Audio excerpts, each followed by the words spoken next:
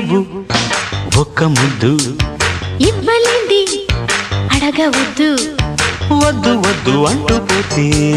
Chinnadana ఎప్పుడంట ఇచ్చేదంట